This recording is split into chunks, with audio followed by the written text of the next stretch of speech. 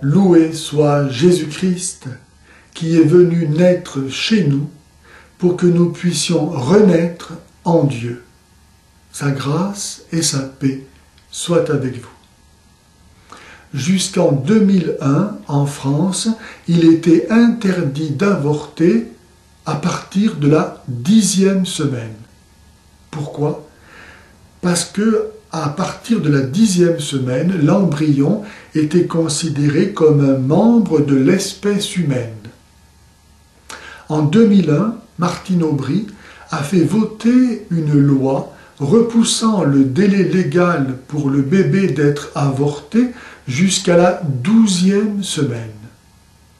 Qu'est-ce qui s'est passé en France en 2001 pour que celui qui jusqu'alors était un être humain ne le soit plus?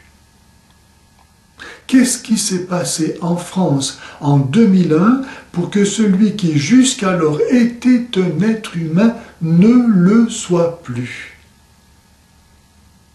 Qu'est-ce qui fait qu'un bébé en France est un être humain à la 12e semaine et ne l'est pas, par exemple en Suède, où il doit attendre la 18e semaine, ou bien aux Pays-Bas, où il doit attendre la 22e semaine?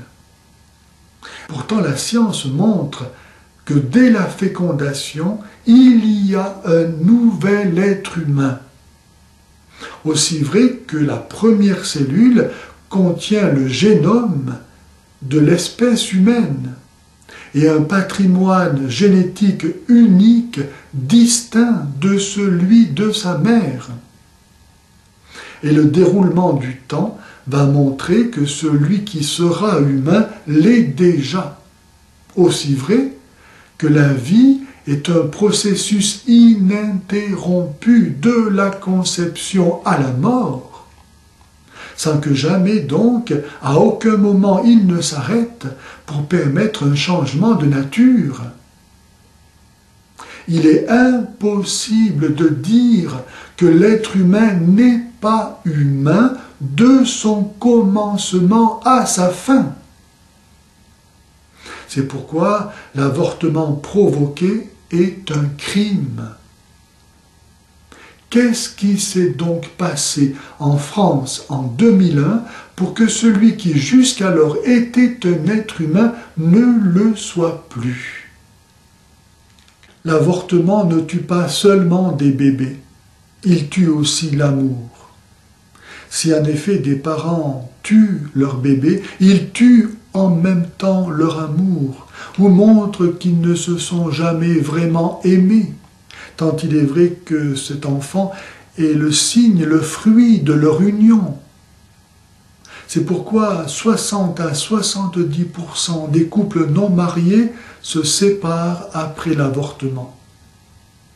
Comment s'étonner que des femmes ayant avorté, même avec des pilules abortives, présentent un taux 30% plus élevé de désordres mentaux, peur, anxiété, culpabilité intense, état dépressif, perte de l'estime de soi, du contrôle de soi, consommation d'alcool, de drogue.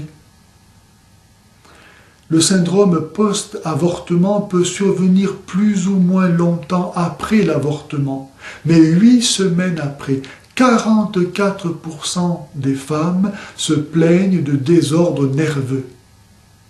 36% souffrent de la perte de sommeil, de cauchemars, du manque d'appétit. 31% regrettent leur décision.